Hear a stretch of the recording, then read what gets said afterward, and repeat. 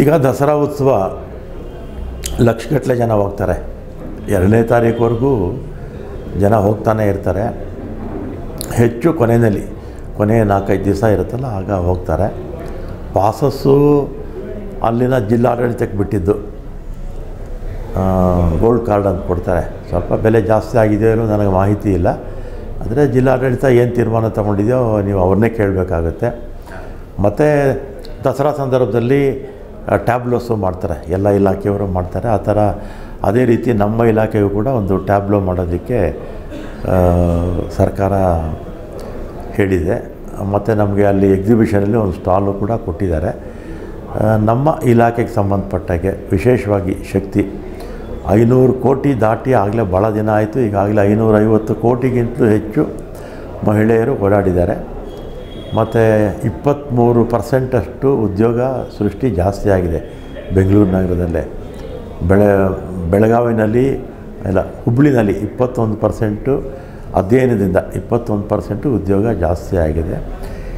ಇದ್ರ ಜೊತೆಗೆ ಮಹಿಳೆಯರು ಸಾಕಷ್ಟು ದೇವಸ್ಥಾನಗಳಿಗೆ ಮತ್ತು ಬೇರೆ ಬೇರೆ ಕಡೆ ಟೂರಿಸ್ಟ್ ಪ್ಲೇಸಸ್ಸು ಎಲ್ಲ ಕೂಡ ಹೋಗಿ ಬಂದಿದ್ದಾರೆ. ಎಲ್ಲದಕ್ಕಿಂತಲೂ ಮುಖ್ಯವಾಗಿ ಹೆಣ್ಮಕ್ಳು ಉದ್ಯೋಗ ಆರಿಸ್ಕೊಂಡು ಈಗ ಬೆಂಗಳೂರು ನಗರದಲ್ಲಿ ಉದಾಹರಣೆಗೆ ಈಗ ಮನೆ ಕೆಲಸ ಮಾಡೋವಂಥವ್ರು ಅಥವಾ ಈ ಗಾರ್ಮೆಂಟ್ಸ್ಗೆ ಹೋಗುವಂಥವ್ರು, ಬೆಂಗಳೂರಿರ್ತಕ್ಕಂಥ ಶೋರೂಮ್ಸಲ್ಲಿ ಅಂಗಡಿಗಳಲ್ಲಿ ಕೆಲಸ ಮಾಡುವಂಥವ್ರು, ದಿನಗೂಲಿ ನೌಕರರು ಅವರೆಲ್ಲ ಕೂಡ ಹತ್ತಿರ ಇದನ್ನು ನಡ್ಕೊಂಡು ಹೋಗ್ಬಿಡ್ತಿದ್ರು ಸ್ವಲ್ಪ ಮೊದಲೆಲ್ಲ. ಈಗ ಬಸ್ಸು ಫ್ರೀ ಇದೆ ಅಂಥೇಳಿ ಅವರೆಲ್ಲ ಕೂಡ ಈಗ ನಮ್ಮ ಬಸ್ಸುಗಳಲ್ಲೇ ಹೋಗ್ತಾ ಇದ್ದಾರೆ. ಮತ್ತು ಎಲ್ಲದಕ್ಕಿಂತಲೂ ಆ ಎಕ್ಸಿಬಿಷನ್ನಲ್ಲಿ ನಮ್ಮ 4 ಕಾರ್ಪೊರೇಷನ್ನ ಇತಿಹಾಸ ಯಾವಾಗ ಪ್ರಾರಂಭ ಆಯಿತು, ಆಮೇಲೆ ಪ್ರಾರಂಭ ಆದಾಗ ಬಸ್ ಇತ್ತಲ್ಲ, ಈಗ ಮಾಡಲ್ಸ್ ಬೇಕಾಷ್ಟು ಬಸ್ಸಸ್ ಮಾಡಲ್ಸ್ ಚೇಂಜ್ ಆಗಿದೆ. ಸುಮಾರು 30-40 ಮಾಡಲ್ಸ್ ಬಂದುಬಿಟ್ಟಿದೆ ಬಸ್ಸಸ್ಸು. ಅದನ್ನೆಲ್ಲ ಕೂಡ ಬಸ್ಸಸ್ ಇಡೋಕ್ಕಾಗಲ್ಲ, ಫೋಟೋಸು ಇರುತ್ತೆ. ಮತ್ತು ನಮ್ಮ ಕಾರ್ಪೊರೇಷನ್ಸ್ಗೆ ಸುಮಾರು 650ಕ್ಕಿಂತಲೂ ರಾಷ್ಟ್ರೀಯ ಅಂತಾರಾಷ್ಟ್ರೀಯ ಪ್ರಶಸ್ತಿಗಳು ಬಂದಿದೆ. ಅದ್ರ ಬಗ್ಗೆನೂ ಮಾಹಿತಿ ಸಿಗುತ್ತೆ. ಮತ್ತು ರಾಷ್ಟ್ರ ಮಟ್ಟದಲ್ಲಿ ನಮ್ಮ ಕರ್ನಾಟಕದ ಕಾರ್ಪೊರೇಷನ್ಸು ಟ್ರಾನ್ಸ್ಪೋರ್ಟಲ್ಲಿ ಅತಿ ಹೆಚ್ಚು ಇನೋವೇಷನ್ಸು ಹೊಸ ಇದನ್ನೆಲ್ಲ ಕಂಡುಹಿಡ್ತಿರ್ತಕ್ಕಂಥದ್ದು, ಅದನ್ನೆಲ್ಲ ಕೂಡ ಅಲ್ಲಿ ಪ್ರದರ್ಶನದಲ್ಲಿ ತೋರಿಸ್ತಾರೆ.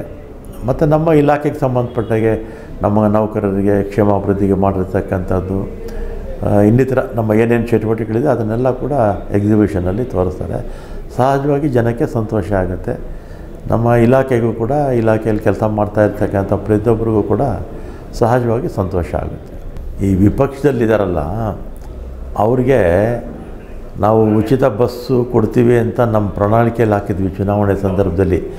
ಆಗಲೇ ಅವ್ರಿಗೆ ಹೊಟ್ಟೆ ಉರಿ ಬಂತು. ಇದು ಸುಮ್ಮನೆ ಪ್ರಣಾಳಿಕೆಯಲ್ಲಿ ಹಾಕಿದರೆ ಕಾರ್ಯಗತ ಮಾಡಲ್ಲ ಅಂತ ಹೇಳಿದ್ರು.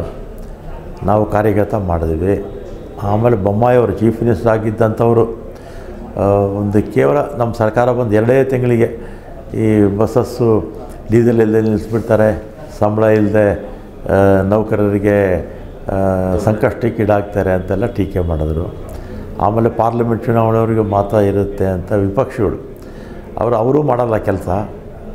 ಯಾರನ್ನ ಮಾಡಿದ್ರೆ ನೋಡೋದು ಸಹಿಸೋದು ಇಲ್ಲ ಅವರು. ನಮ್ಮ ಸರ್ಕಾರ ಇರೋವರೆಗೂ ಕೂಡ ಈ ಕಾರ್ಯಕ್ರಮ ಇರುತ್ತೆ. ದಸರಾ ಇದೆ ಸರ್, ದಸರಾ ಹಬ್ಬದ ಶುಭಾಶಯ. ದಸರಾ ಹಬ್ಬ ಯಾವುದೇ ಒಂದು ಧರ್ಮಕ್ಕೆ ಸೀಮಿತ ಅಲ್ಲ, ಒಂದು ಜಾತಿಗೆ ಸೀಮಿತ ಅಲ್ಲ, ಇಂಥ ಭಾಷೆಯವರು ಸೀಮಿತ ಅಲ್ಲ. 7 ಕೋಟಿ ಜನ ಸೇರಿರ್ತಕ್ಕಂಥ ಹಬ್ಬ ದಸರಾ ಹಬ್ಬ. BJPಯವರು ಬಾನು ಮುಸ್ತಾಕ್ ಅವ್ರನ್ನ ಕರೆದಂಥ ಸಂದರ್ಭದಲ್ಲಿ ಅವ್ರು ಮಾಡಿದಂಥ ಚೇಷ್ಟೆಗಳೆಲ್ಲ ನಾವು ನೋಡಿದ್ದೀವಿ. ಹೈಕೋರ್ಟ್ಗೆ ಹೋದರು, ಸುಪ್ರೀಂ ಕೋರ್ಟ್ಗೆ ಹೋದರು, ಎಲ್ಲ ಕಡೆ ಚೀಮಾರಿ ಹಾಕ್ಸ್ಕೊಂಡು ಬಂದರು. ಬಾನು ಮುಸ್ತಾಕ್ ಅವರು ನಿನ್ನೆ ಕಾರ್ಯಕ್ರಮದಲ್ಲಿ ಭಾಗವಹಿಸಿ ಉದ್ಘಾಟನೆ ಮಾಡಿದ್ದಾರೆ. ಅವರು ನಡ್ಕೊಂಡಂಥ ರೀತಿ ಇಡೀ ಕರ್ನಾಟಕ ಜನ ಮೆಚ್ಕೊಂಡಿದ್ದಾರೆ. BJPಗೆ ಮಕ್ಕಕ್ಕೆ ಹೊಡೆದಂಗೆ ಆಗಿದೆ.